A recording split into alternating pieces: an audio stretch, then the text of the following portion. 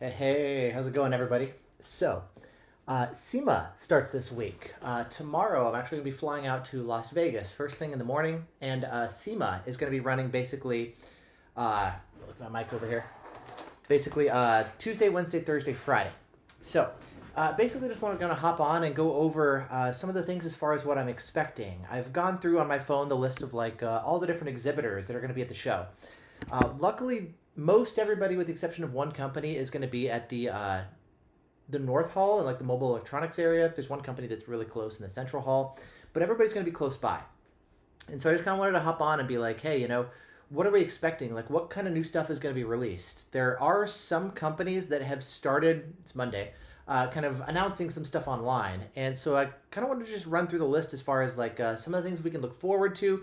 Obviously, we don't know everything yet, but kind of let's run through the list of companies that are there and kind of things that we can expect.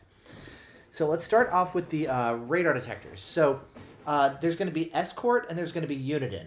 I didn't see Whistler at the show. I've seen them in previous years, but they've had their issues and stuff. Valentine never goes. Rodenso doesn't go.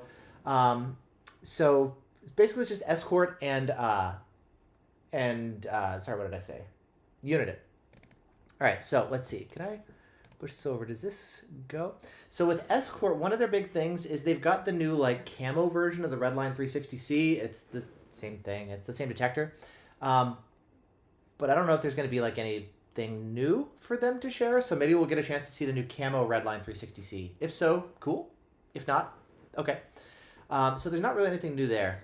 Hey, what's up, Roy? Good to see you in the chat. Hey, what's up, Lunian? For Uniden, they've got a new scanner, the SDS 150. I'm not as into the scanner stuff. I did have a BCD 396 XT years ago. I didn't find them to be super useful, the scanner stuff, but they have some new stuff, so I can take a look at that. But there are some changes to the Uniden R9W. I know in their initial version of the press release they had some more information, but just pulling it up here right before I started streaming, I noticed they changed a little bit, so I'm curious to see kind of what it's actually going to change. As far as what they said originally in their press release, they said it's a redesigned platform developed with installer feedback for cleaner aesthetics, modular coverage, and simpler integration. Later, they kind of simplified that a little bit, but maybe just rewording or something. So I'm not really sure exactly what to expect, but it might be a slightly modified version of the R9W. I know there have been some complaints on the installer side with the cables and connectors and that kind of stuff, so we'll have to see if there's any hardware changes. I'm not really sure what to expect here, but I guess we'll see, So Uniden will be there. We'll ask them, they actually just released a new firmware update this month. I don't know if you guys have seen it yet, but Joseph, you're asking about the R7. They never pay attention to it anymore. Yeah, there's an update that came out this week, or this month. It's some GPS stuff and some KA falsing fixes.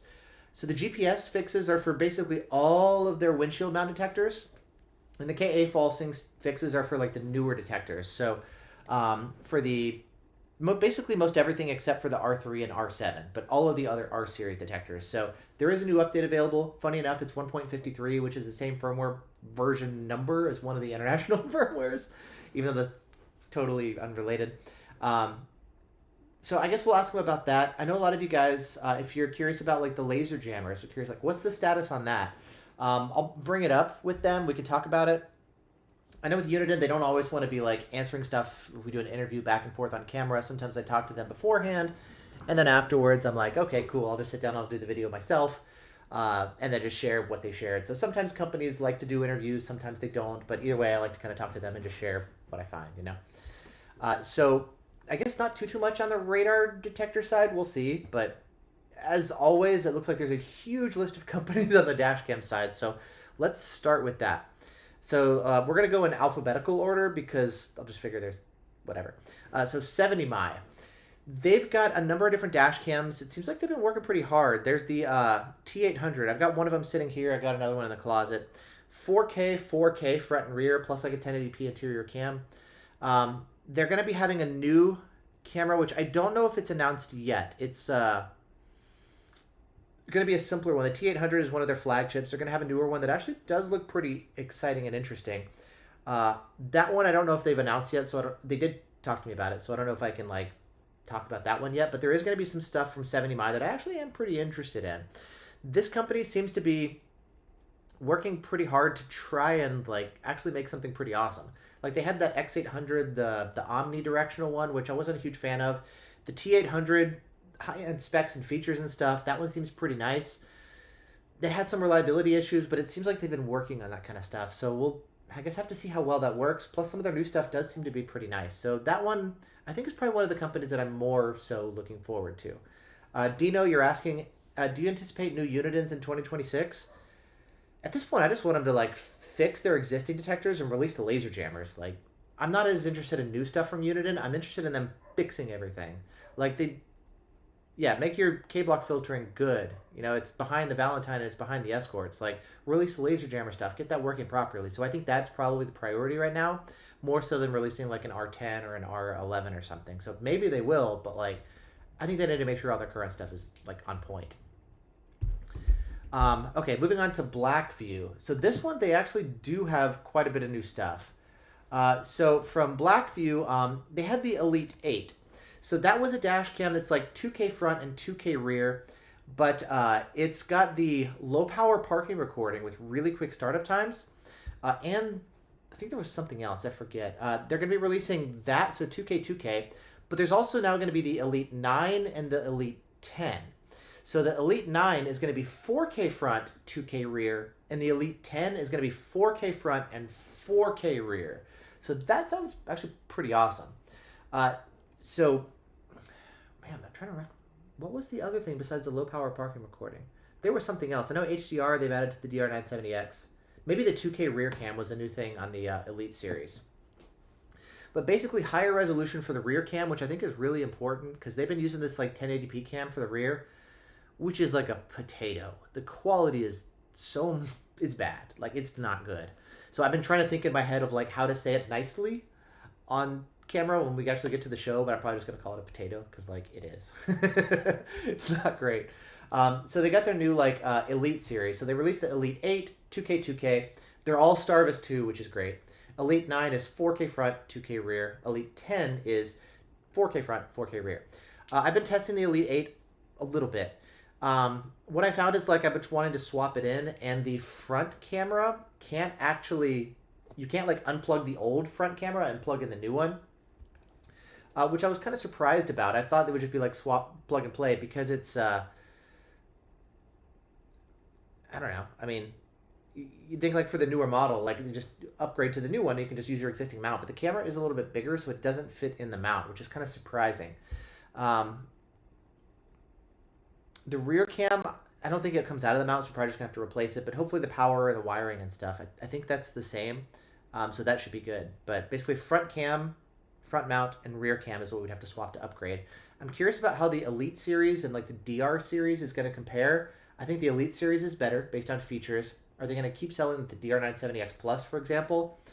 So I'm curious about that. There's the DR970X Plus 2, which I'm sure we'll get a chance to talk about a little bit. It's basically a firmware upgrade. It's the same thing as the original, but like a new USB power cable and the new firmware, which the original has. And then I think they're getting rid of some of the box cameras. So that would be interesting to talk about, to be like, hey, why is that going away? Are you going to be releasing it down the line? Did it not sell well and you're going to discontinue it? So we'll talk a little bit about that. Then moving on to Dongar. They make these like power adapters that are, you plug your radar detector or your dash cam, or maybe radar detector, but your dash cam into your rearview mirror, kind of like a mirror tap, but it should also enable parking mode depending on which version of the cable that you get. Let's actually go back to Blackview real quick. They're also releasing like a sub-brand called Safy or Safy. I'm not sure how to pronounce it. It's Safy. So, well, I guess we'll have to figure out, number one, how to pronounce the thing.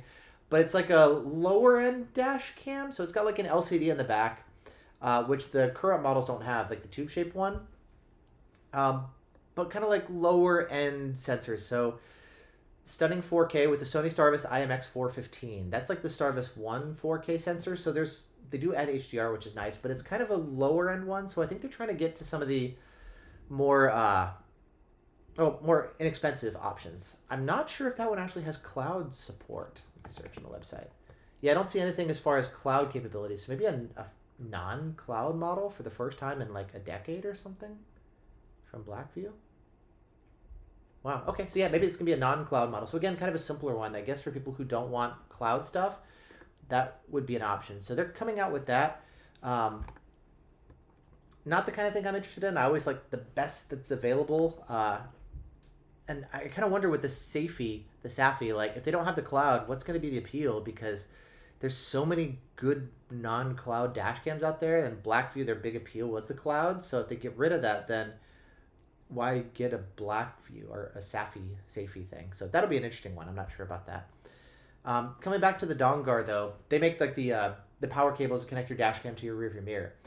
I've been talking with them. I haven't been able to test it. I know you guys ask sometimes in the comments like, hey, can I test it? But unfortunately, it doesn't fit any of my cars. Like my Kia or my Audi, they don't have an adapter that fits either one.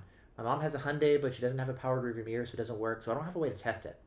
So I asked them actually recently if there's a way that I can maybe hook it up to the bench here and just like test it, connect it to my power supply, and maybe show like photos of what it looks like, but then I can demonstrate the functionality on the bench. One thing that I'm curious about though is a lot of cars for like the rearview mirrors, they turn off when your car is off. So how do you maintain parking recording even when the car is off? So I'm not really sure how that works. So that would be something interesting to talk about, especially because I don't have a good way of like directly testing it myself, but at least I'll have a chance to learn more and then share it with you guys on a video too. So that'll be something interesting. Next is FineView. I see them at the show every year. They're a Korean company that make dash cams, but like none of their dash cams have ever been super compelling. So never really done a dedicated video on them. If anything, I do it as part of like the roundup of like, FineView is here too, and here's our dash cams. Meh, moving on. So hopefully they got something interesting this year. I mean, for their sake and for everybody's sake. Garmin. It seems like they're not really participating too much in the dash cam stuff. Like they're known for all their GPS stuff, of course. But they haven't really been too much into dash cams. They do have the smaller Garmin mini ones, which is kind of nice. No LCD, they use Wi-Fi and stuff. So that maybe could be something interesting to show. Garmin usually doesn't focus too much on the dash cams at the show. They have all their other stuff, the watches and the GPS receivers and stuff. So there's not too much on the dash cam side, but maybe there would be something to take a look at. WokeX. Hey, what's up, Woke? Let's see, GNet is there. So I looked them up. I think they were the ones that do a lot of, let's see, were they the one that do a lot of the like fake 4K dash cams, or was that somebody? Or no, they were was that the 1080p model? GNet is there. I think that was the one where they do just like a bunch of, 1080p dash cams. So I'm looking at their lineup on their website, and it's all 1080p. And what's up, Derek? I'm like, it's 2025. What are you doing with 1080p dash cams? Like, you don't even have a 2K option, much less 4K. Like, what millennium, what century are we in? What decade or whatever it is? I guess decade. Like 1080p is no. So hopefully they have something that's at least 2K to talk about, and maybe they have some interesting features. I don't know. Magellan, they are coming out with some dash cams. They're kind of like Garmin. They have some GPS receivers and stuff, but they're also starting to come out with a new line of dash cams. I've been talking with somebody online about that, and they are going to have people from Magellan at the show, but not specifically covering dash cams. But they're like, oh yeah, just go talk to this person. He knows about the dash cams from Magellan. I'm like, okay, I guess I'll go say hi to them and talk to them a little bit. So we'll see about Magellan. Some of the specs do seem nice, like Starvis 2, low power parking recording, 4K. I'm still trying to learn some of the nuances in like, do you have buffered parking recording? How good is your low power parking recording? How good is your HDR? Like, I'm curious if that's one to maybe potentially add to the list, but we'll see. Let's see. Nextbase. For years, they've had their IQ dash cam. It's like this big round base, and it's like subpar video quality, but has some cool features, like supposed to be able to use AI to monitor the speeds of other vehicles around you and stuff. And every year I'm like, hey, have you guys released it yet? Hey, is it working yet? Hey, do you have it out yet? And they're like, sorry, no. So, I mean, I've talked with their engineers and stuff, and like, that was actually really cool. But the dash cam is kind of a bit of a letdown. They sell them on at Costco's website, I noticed, actually, which is, I mean, good for Nextbase for doing that. But the dash cam has been kind of not impressive. Sometimes I wonder if like I need to test it to show you what I mean, but then also other times it's like I can kind of get a sense of like reading reviews and talking to people and talking to other testers and looking at the specs. Like I can get a pretty good sense at this point of what meets at least the initial criteria for being like, okay, this looks pretty good. I think it's worth investing the time in versus like, nah, man, you just let's move on. So, and that's kind of on the list of like this has potential, but the execution is not there, which is kind of what I see sometimes with some of the next base. So, hopefully they got something interesting and new, and development's been good. And I guess we'll see. I haven't checked in on next base to see if they have something new at SEMA, but we'll see. S Pupe waving, hey, what's up? Wokex, some I guess quick aside for radar stuff. I'm planning on getting a V1 Gen 2, but my friend has a Unit in R8, and he thinks Unit is currently the best. Cool. Everybody has a preference. It's like anything with like cars, right? Which car is the best? Everybody's got a different opinion, you know? Unit has its place. Escort has its place. Valentine has its place. They both have, well, they all have pros and cons. I actually did a video recently talking about like the best radar detectors if you just want to search my channel. That one is pretty new, and I talked about the R8 versus the V1 Gen 2 versus all the other options. So that would be one to consider. Between those two, I've kind of actually been leaning more towards the V1 just because the filtering is better, and I really like the JBV1 integration. So Uniden, again, get to work on the filtering and open up your third-party app integration the way Valentine is doing. Like, man, that would add so much. So I run, like V1 Gen 2 and Uniden R9W, which is similar to the R8. So yeah, I mean, R8's good. Don't get me wrong. For GPS built in, for the longest time, that was good. Escort's been getting way better. Uniden, I think, needs to like really step up their game. Aided Flyer, still running A119 V3 for 2 years now. That's a great dash cam. We'll definitely get to the VFOs. I don't know if they have a lot of new stuff, but I guess we'll see. We'll get to that. Next, OCD Tronic. It was interesting. They're a reseller of dash cams. Like you can go on Amazon and you find OCD Tronic sells various people's dash cams or something. I don't know that much about them other than that. I don't think they're actually a manufacturer, but I saw on the list when I was looking through all the exhibitors that they have a booth. And so I was like, oh, okay, I'll go say hi and like meet them and talk to them and say, hey. So I don't know if there's going to be something new from their booth to share because they're, at least from what I've seen, they've been a distributor, not a manufacturer. So I don't know if there's like a new thing for them to share that would be interesting for you guys, but they're there, so I'll go say hi. Rexing. Hey, what's up, Alex? Rexing, they make kind of these big bulky dash cams with unimpressive specs that I'm always kind of meh on. I mean, I get emails from them from time to time. It's like, hey, you want to take a look at our dash cams? And I'm like, why? I mean, so we'll see. We'll take a look at them. Hopefully there's something interesting this time around. But they've never had anything that's like too impressive on the specs, features, or design standpoint. Riding, they come to the show every year. They have like some of the 360 cams and rear view mirror integration. I'm curious to see if they've got anything new. Last time I was getting some work done on my car, I actually saw they had some of the riding cams there, which was kind of cool. I mean, good for riding, for helping spread their products and stuff. I've never done like actually, did I? I've covered them in like compilation videos, but I don't know if I've done a dedicated riding video before. If there's interesting stuff, maybe I can do a quick one or something. But I guess we'll see. And speaking of the video front, I'm thinking of like 3 different types of videos, and let me know in the chat if you guys like this. When I go there like tomorrow, I'll probably just show up and be like, let's go say hi to everybody, and then I'll hop on like Instagram and Facebook and just be like, let's just do stories, right? Of like, hey, here's the thing. They've got this camera, this is new. Here's the new one that they're releasing. Here's their booth.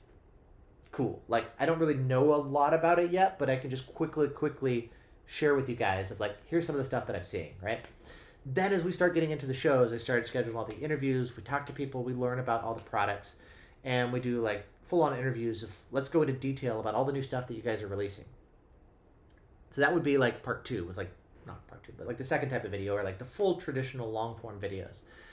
What's new that I haven't done before is I'm thinking about doing some shorts of just like, here's this camera. It's got blah and blah feature, and it does this, and it's new because of this, and here's the price point, and here's like just a little blurb of each one. Kind of like the stories, but a permanent video that doesn't disappear after 24 hours.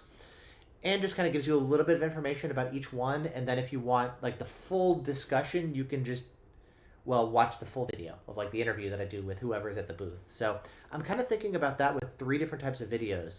Do you guys like that idea? Does that sound good? Is there maybe another type of video that would be missing? I usually don't do blog posts from the show just because like I'm focused on the videos and that's like really such a priority to get all the video stuff out. Maybe I could do some written stuff, but I've never really done that at the shows.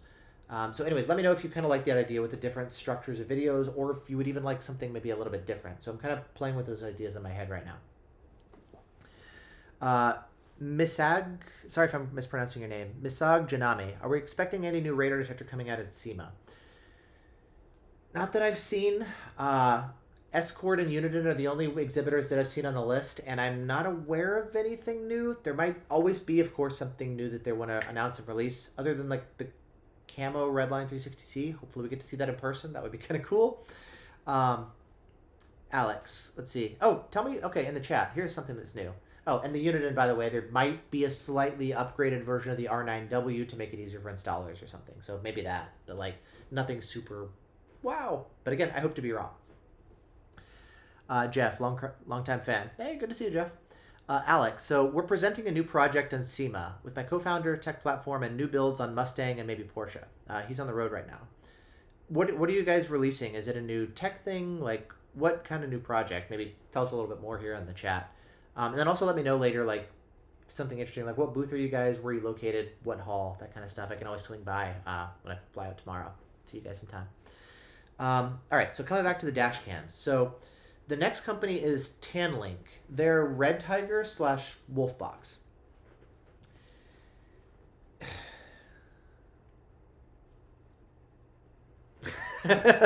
Just, I mean, what do you say? I mean, maybe they're trying, I guess. Like, they do a lot of fake 4K stuff, which is a pet peeve of mine. I know they have Red Tiger. Like, they get the F77, but, like, built-in eMMC, so you can't put a memory card in. There's, like, tiny amount of storage, which is weird to do on, like, a 4K camera. The parking recording is, I believe, is, like, the other issue with poor implementation. Like, it's just... the specs sound cool, and then you look at it and you're like, man, this thing kind of sucks. And then Wolfbox, I've been kind of interested in them because they have the new G900 Pro. It's a rearview mirror dash cam, and like, they're not my cup of tea. I mean, to be fair, maybe just because like my cars have nice rearview mirrors with HomeLink, and like I don't want to put some aftermarket thing on top that doesn't look as good. Actually, Red River. Okay, Uniden just posted a new R9W video. What did they say about the R9W? Like, I know in one of their press releases before they edited it, they made some modifications to what they said, so I'm curious, like, what the changes are, so let me know. Jimmy Boy, 70, am I going to be there? Yes, they will be there, and they are going to have some new dash cams to announce. I think they've kind of hinted at some of it in the dash cam forums, but I don't know if they made, like, a public press release about it yet. And I've talked to them about it. It does actually sound kind of interesting. So coming back to the Wolfbox, G900 Pro, I was actually down at the Tennessee meet. I was hanging out with somebody who has the G900 Pro, and we were driving there down some of the rural roads, and the rear cam, like the front cam, 4K, Starvis 2, IMX678, great.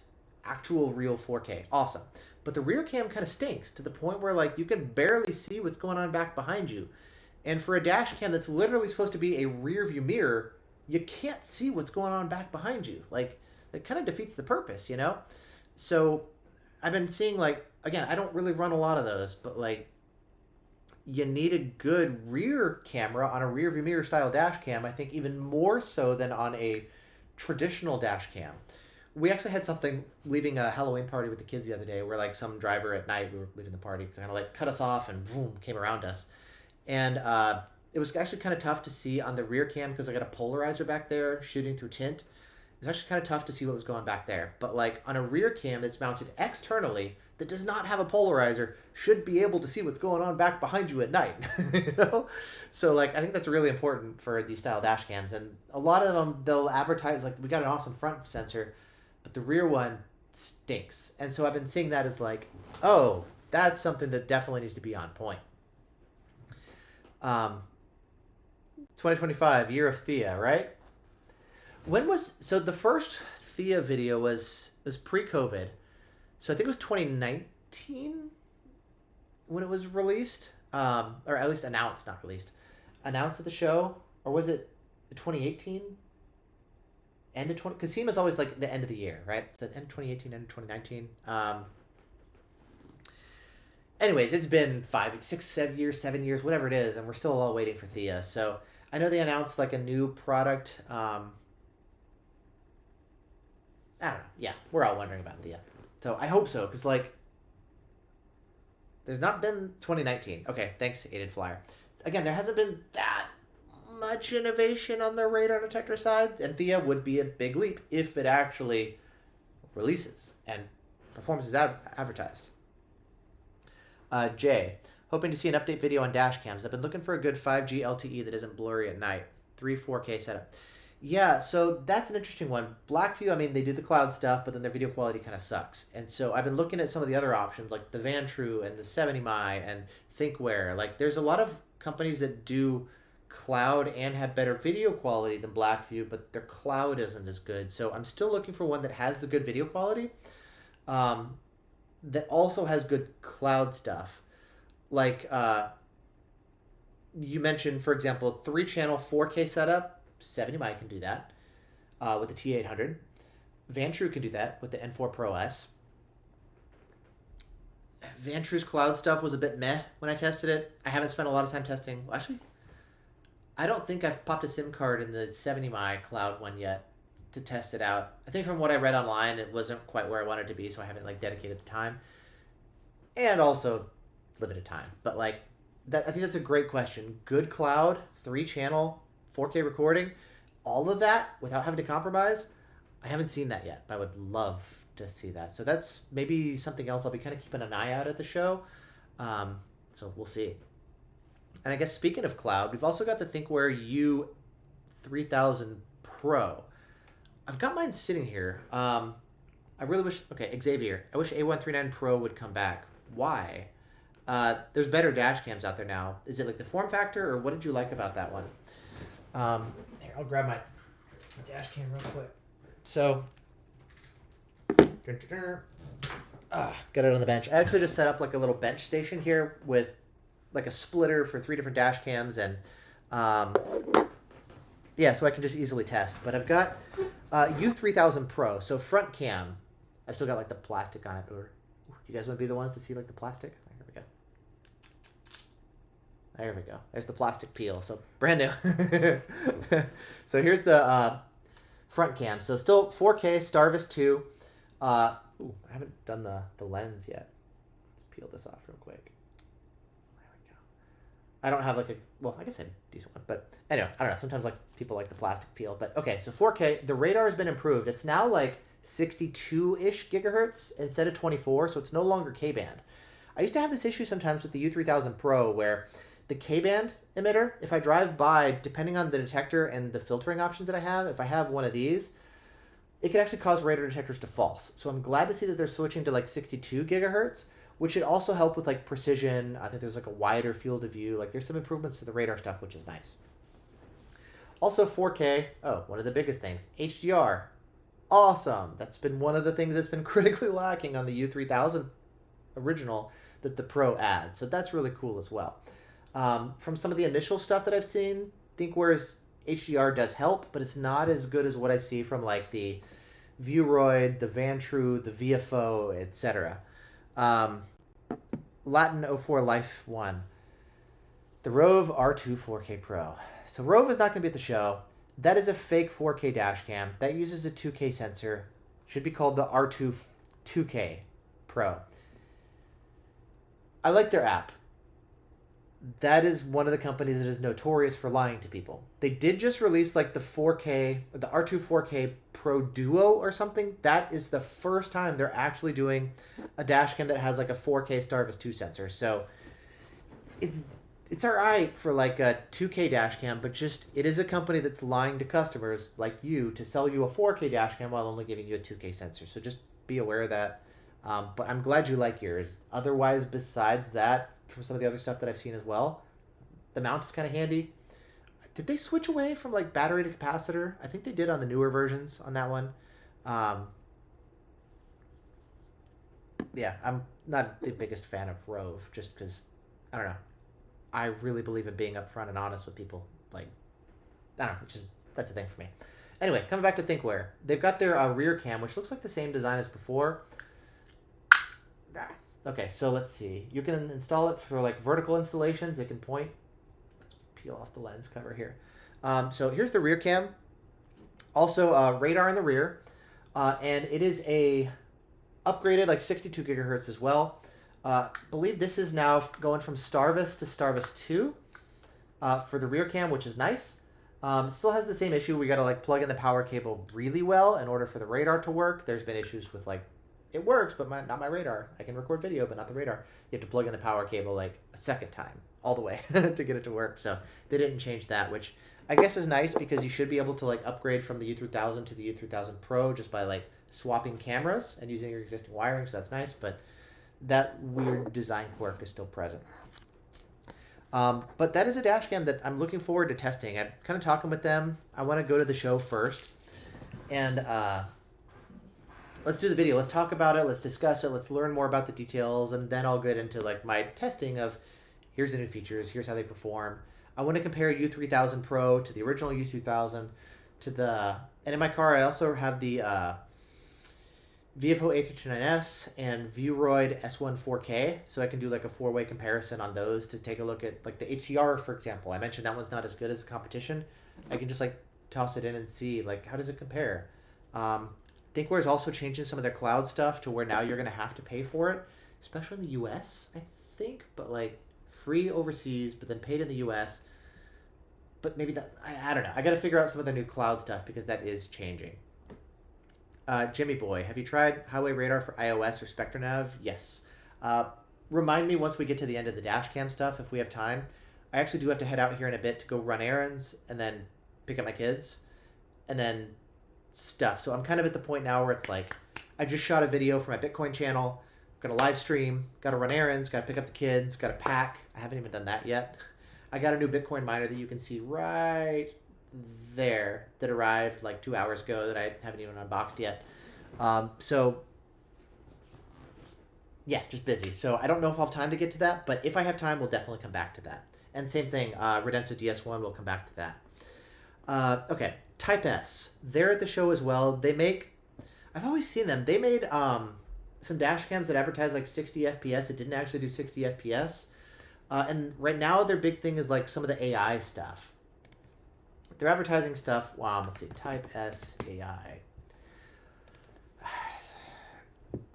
I haven't seen anything that's super compelling yet on the AI front. Maybe image recognition to like find people when you're parked and stuff. We'll see. A lot of the AI is kind of like a buzzword and not really that compelling, so I'm kind of curious to talk about them. I saw one of their dash cams at Costco too. What is AI actually good for? Like, what does it actually do that you can't do with traditional dash cams? And like, not ADAS stuff. Like, just don't tell me ADAS. I hope they don't say that, because that's, I guess, blind BSM stuff or something. I don't know. So we'll see.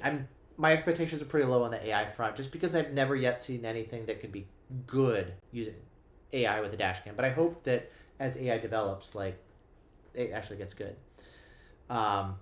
Jeff, did Escort fix the slow KI stuff with the KA on the latest update? Yeah. Seems like it's better. Still not as good as like the Escort and the V1 or the unit in the V1 in some cases, but they're advertising that it's like amazing and stuff. But yeah, better than before at least. Vantrue. So they've actually been coming out with some interesting dash cams. There's like the N2X, there's the N4S, the N4 Pro S. I'm liking some of these dash cams. Good specs. I know a lot of people like the integrated like front and interior cams into one housing. Not everybody wants to do like separate front and interior cams, right? And having that integration is nice. Easier install, fewer doodads and wires and stuff. It does kind of limit the options because you have to have the front and interior cams mounted in a way where both of them can see what they need. So it kind of limits your placement options, but I know a lot of people really like that stuff. Sorry, I'm talking. I need some water real quick. So they'll be there. I'm kind of curious, like, if there's going to be anything new that hasn't been released yet. I know they had a lot of, like, Halloween special sales and stuff, but we'll see if they have anything new. I'm looking forward to seeing Vantrue. Remember there was one previous show where maybe their first year at the show, they were in like a totally far distant area of the show where like the new, usually the first time you're at the show, you're like not in a nice area. You have to go into like some other place that nobody else ever goes. And then you kind of earn your stripes and you get to be in like the main mobile electronics area. They were off by like where all the drifting cars are and like the Continental booth and stuff.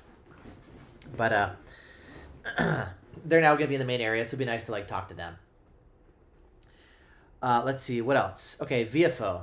I don't know if there's anything new from VFO. They just released the A119M Pro. So like kind of their small front-only dash cam.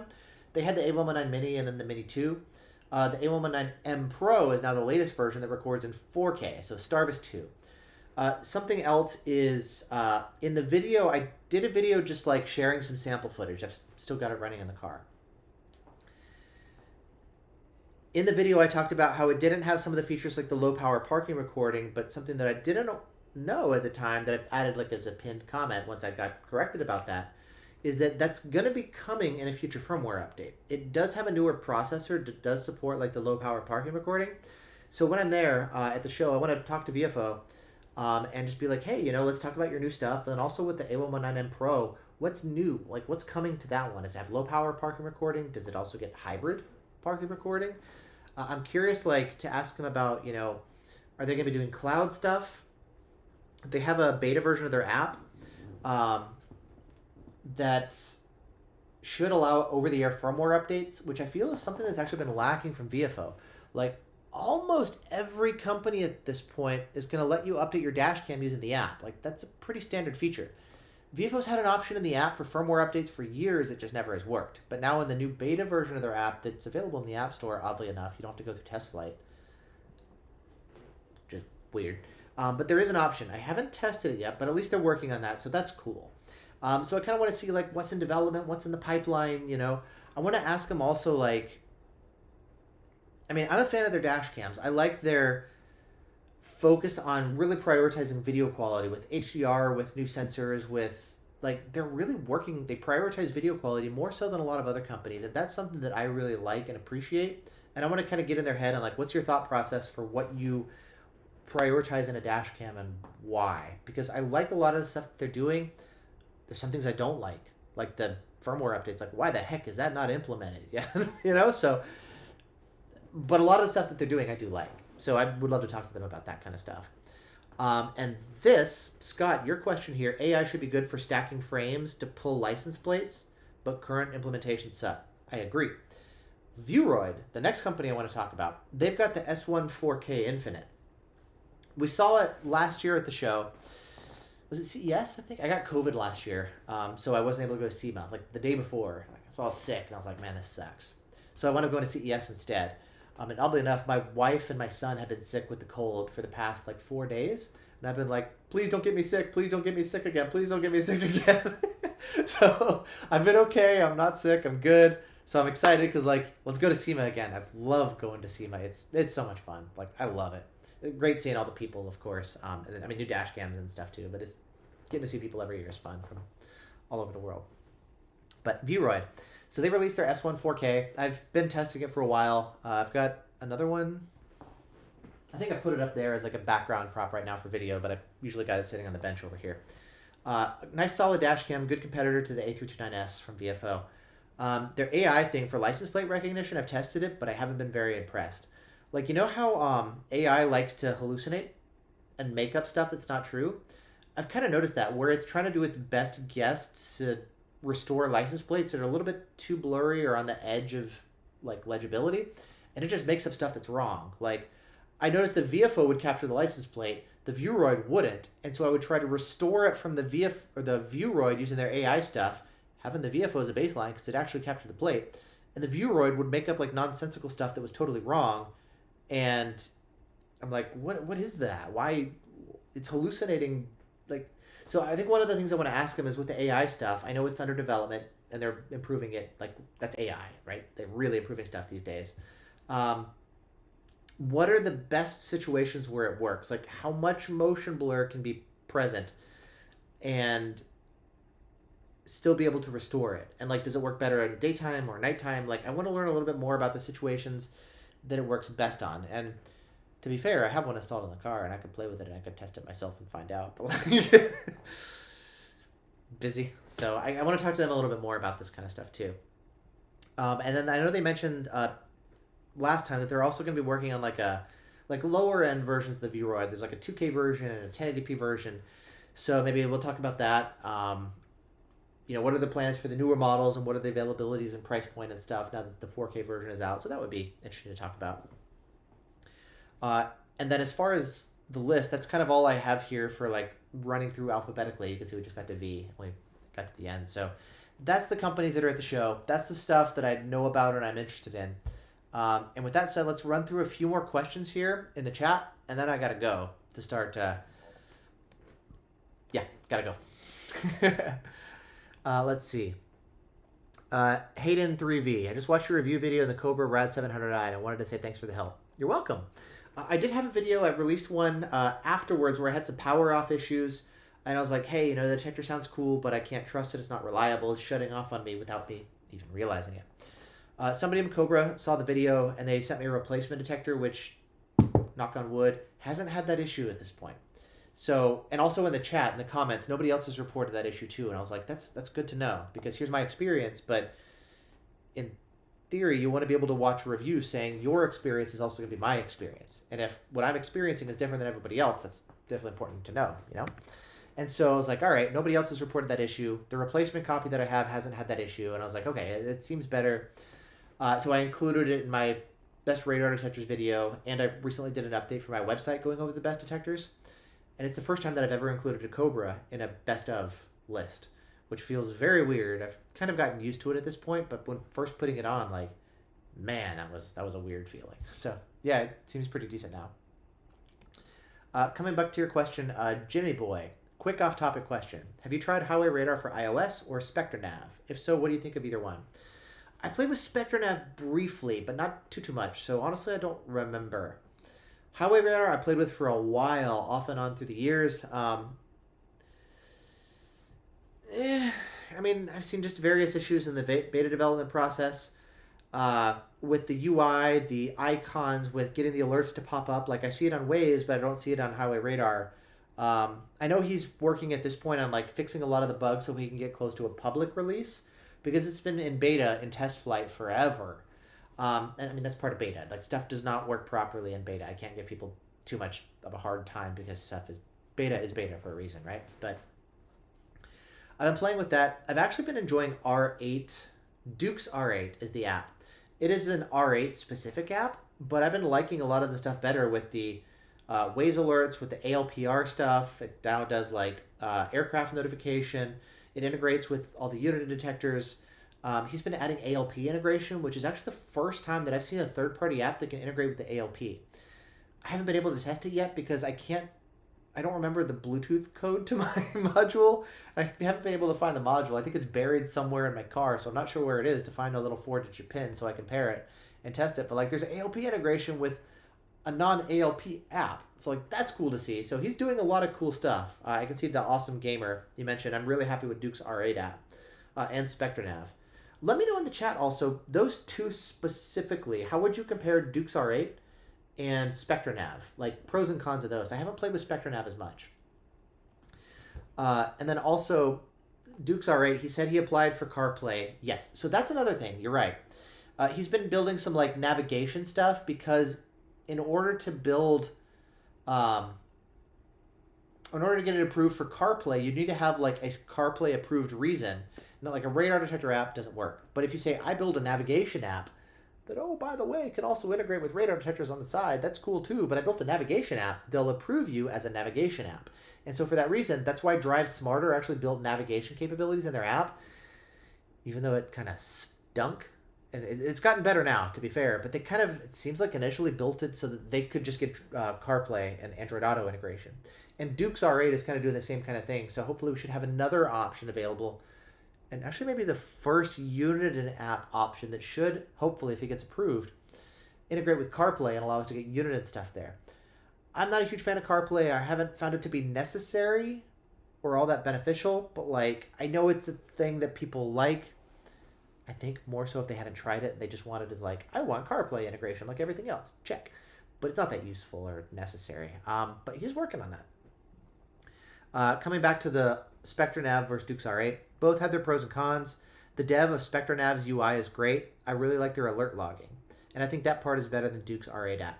How so? Like, what about the alert logging do you like? Is it the mapping or like the frequency logging or plotting over time? Or like, I'm thinking of JBV1 in my head, but what about their alert logging is good? Ooh, SpectraNav has navigation now. That's cool. Okay, so maybe they're going to be able to apply for CarPlay stuff as well. That seems to be the way to go to get the approval. Yeah. And let's do a couple more questions before I got to go. Scott, coming back to the AI stuff with AI and dash cams. There's definitely ways to take multiple low-resolution images and align the license plates in Photoshop and average them to pull more details. Astrophotographers do this all the time. Yes, image stacking is definitely a thing. Usually it's done for low noise stuff, and then you're kind of averaging over time for astrophotography, unless you're like tracking or something. But yeah, if you have like a tracked mount, that is true. I have seen some stuff on the ALPR side. So like professional automated license plate recognition, where they'll stack multiple images like that to do a similar thing like they do with image stacking and astrophotography. I believe those typically use fixed cameras. They're not motion tracked, because you wouldn't want a camera that's doing this kind of thing tracking every single car, right? So they do it kind of in post on the software side. But yes, you're right. There are companies that will go and shoot a lot of images and then stack them to like average out the noise or get better idea on like clearing up license plates and stuff. So that is possible. But now you're looking at multiple images. So maybe if the dash cam footage could look at a lot of individual frames and stack them. I don't know if that's how they're currently approaching license plate restoration, but you're right. That could be a possibility. Let's see. Media General. What was the update that was pushed out to the R8W this week? So 2 updates. 1, there's a GPS fix. Kind of curious about it. And number 2, there's a KA falsing fix. I specifically, if you drive with like in a Chevy, I think it was 33.750 can cause a KA false. So now there's some sort of filtering. I hope it's not a K block or a K notch, but some filtering for KA falsing with Chevys. It applies to pretty much all of their windshield mount R series detectors. The R3 and R7 get just the GPS fix, but not the KA fix. Maybe they're not subject to it for whatever reason. Coming back to SpectraNav. SpectraNav has speed from the encounter, frequency, location, records ramp up and down. That's cool. Is that like on a plot? Maybe like a chart? And has it on a map. Super nice to go back and see. Duke's is more hidden and doesn't record as much data. Interesting. That's cool. Yeah, the alert logging stuff, that's really cool to review an encounter later and maybe like plot it relative to the dash cam footage, and you can see how the signal gets stronger and weaker and based on like when the cop passes you and stuff. Like that's cool stuff. Jesse. See you, Jesse. Scott, do you think we'll get any 3-channel 4K dash cams? Do you mean like 4K on all 3 channels? Or do you mean like 4K front and then whatever else on the rear? Because there are a lot of 3-channel dash cams that are 4K in the front. Vantru has one. 70mi has one. VFO has one. Thinkware has one. Oh, I forgot to mention that. Thinkware U3000 Pro. Duh. There's a new USB port here on the top. So you can plug in a 3rd channel. So a 1080p interior cam or an external LTE module to get cloud capability without relying on the Wi-Fi, which is actually really nice. So yes, there are a bunch of them that have 4K for the front, but the 3K or 3-channel dash cams. The 70mi does 4K for the rear cam as well. I haven't seen anybody that does 4K for all 3 cams because number 1, that might be overkill, especially for the interior cam. You don't always need 4K there. Number 2, you're dealing with a lot of issues in terms of processing power, heat requirements. Again, you don't always need 4K for the interior cam because everything is so close. You're not trying to capture license plates, 20 feet away. It's just that people are 5 feet away from the... You don't need that level of resolution. So dealing with the processing power, the bit rate, the heat requirements, the memory card stuff, the upgraded process, like it's just there's so much to like bump the resolution every time that I think dashcam reliability is more important than trying to go for like 4K with all 3 channels. And so that's always a balance, keeping the price down. Like maybe one day we'll do that. I'm sure at some point, yes, we'll get 4K on 3 channels. We'll start getting 8K dash cams. Like there was a time when 1080p was the norm, so like we'll get there at some point, but that's not something that I'm really holding out for or even looking for. But one day I'm sure we will. WokeX. Will AI ever get used in radar detectors? Escort's been promoting that for years. I don't think it's actually like true AI / machine learning. Redenso has been doing that, but Thea's, 6 years we've been waiting? Almost 7 now. So we'll see. Boring Carrot. Or Boring Up. I don't know how you pronounce your name. I'm in a hurry. I want to ask. I recently bought a Redenso DS1 for $600 Canadian instead of an R4 refurbished for $600 Canadian. What do you think of the DS1? It's fine. I mean, I like the UI better on the Unidens. I like the filtering better on the Unidens. I like the mount better on the Unidens. Price, I can understand, is the same for both. In your case, cool. I like the USB better on the Redenso. That's kind of cool. The display I like better on the Unidens, even though it is a little bit smaller. They both, I guess, have similar app integration. Though Uniden does have now their own native app that's also available for iOS. Redenso's app is still only Android, and it's been that way for years. I don't know why, but they still haven't released an iOS app. So the DS1 is fine. The R4 is better. So I usually recommend the R4, but that doesn't mean the DS1 is bad. So if you have it, it's fine. It's a decent detector. It's good. It's better than the R3, which is also a great detector. So like, it gets kind of overshadowed by the R4 many times, but like, it's a good detector. You can't return it. It's fine. Enjoy it. Like, it's not bad. So let's do one more before I gotta head out here. So let's see. What else? I'll kind of scroll through the chat here. Anything else? I've kind of been trying to answer all your questions. So let's see. Okay, here's the last one. Val. Vortex Radar Live. First time I saw it. Or I see it. Can I ask you a question? What radar detector are you using personally or just jammers? Radar for me is the main thing. I haven't been shot with laser. Last time I was hit, it's probably been like 2 years or something. I mean, once a year if I get hit with laser, I'm lucky. Versus radar, multiple times a week. R9W is one of my go-tos. V1 Gen 2 is one of my go-tos. I like the Redline 360C, but I'm waiting for the update for the Redline CI 360C to get the same update as the windshield mount Redline 360C. So Unidens have been my daily for a while. Valentines are now really good. I like running that too. Escorts have gotten way better, so I've been starting to run that more. But I've kind of been leading Valentine over Escort. And so I'll do custom installed R9W, windshield mount V1.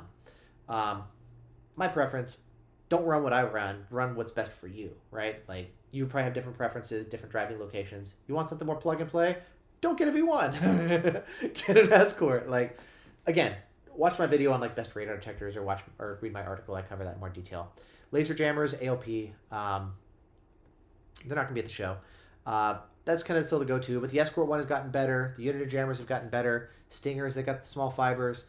Like, there's reasons to get other ones. I did a video covering best laser jammers recently as well, but AOP is still the main one that I rely on. And, yeah. Anyways, I got things to do. I got to make sure I can also have time to get that stuff done and then pick up my kids before school is closed, and they're stuck there, so. I go run some errands. Actually, yeah, I do got to go. All right, I got to go. Bye. I'm going to be heading out to SEMA. I'll be flying out first thing in the morning, early flight.